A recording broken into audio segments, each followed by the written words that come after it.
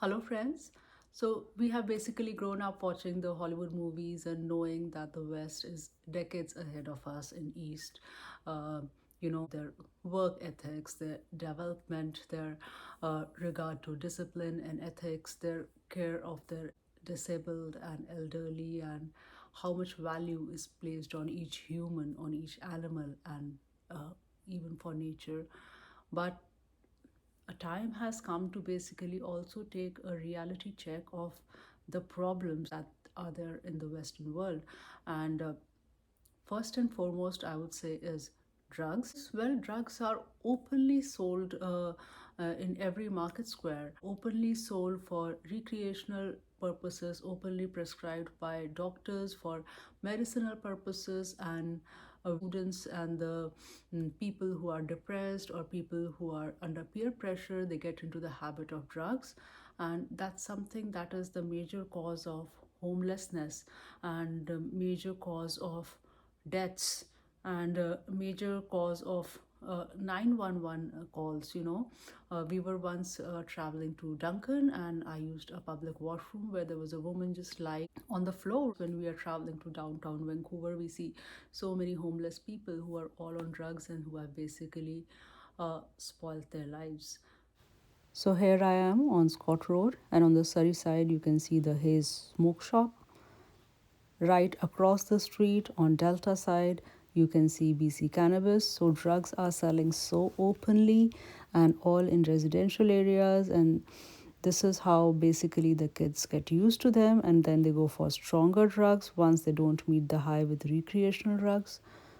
Here in Douglas College, uh, when you enter any washroom, although it is a smoke free area, you can see incinerators to get rid of the syringes that people are using for drugs, basically showing how common this problem is and how it is leading to homelessness. Another thing that is basically, I think, going to cause the downfall of the Western world in the long run is the uh, disbelief in the institution of marriage. They are so independent and they are so free that they do not feel the need to marry.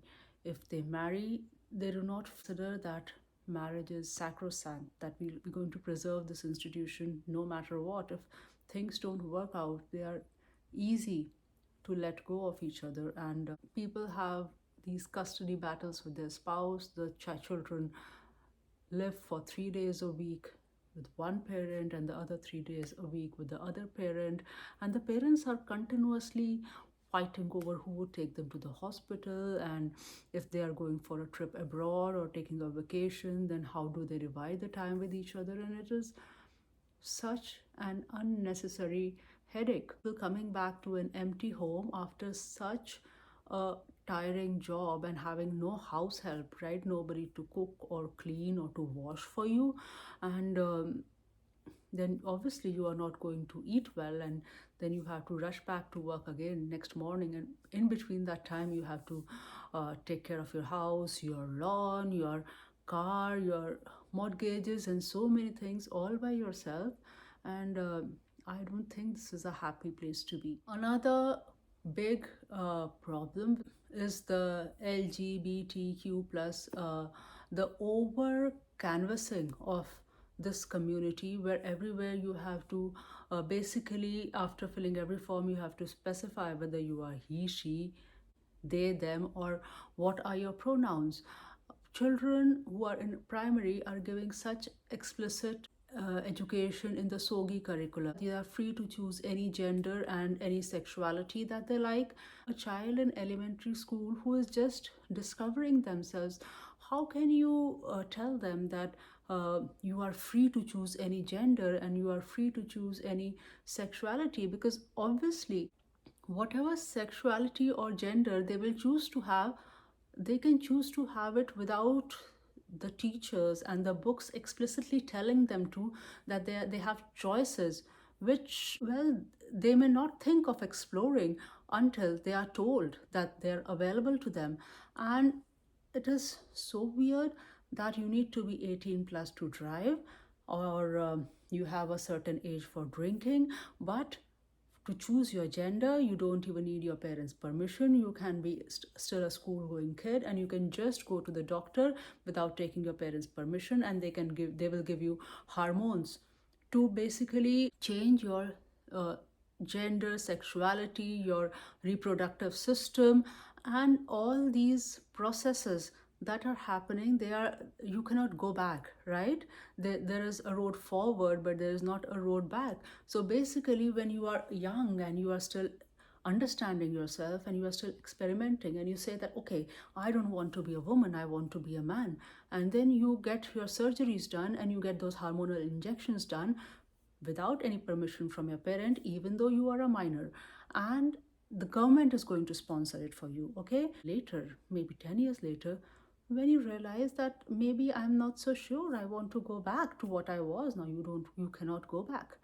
Either the male and female washrooms are replaced by an any gender washroom, or in front of the female washroom you will see a sign, or anybody who chooses this, I mean, you can go to this washroom if you think it is good for you. That means you can easily go to a washroom, a ladies washroom, and you can find a man there, and well, you can't do anything because anybody has the right to use any washroom. So basically, just choose any washroom you find appropriate. Even if you are a man, you can go to a female washroom and no one can stop you. And also, anybody has the right to participate in the women's sports as a woman. You were born a man, but then you identify as a woman, so now you can participate in the women's race as a woman, and that is the stupidest thing on earth. Another huge problem that the Western world is facing is that of mass immigration. Now, immigration is good for any country, obviously, because well, every country needs every kind of skills, and like the goods you import, you can import human resource, which is also good until you do immigration in so much amount that the country loses what it earlier stood for. See, the people in the third world countries have their own problems, right? There were problems there. That is why people moved out of those countries.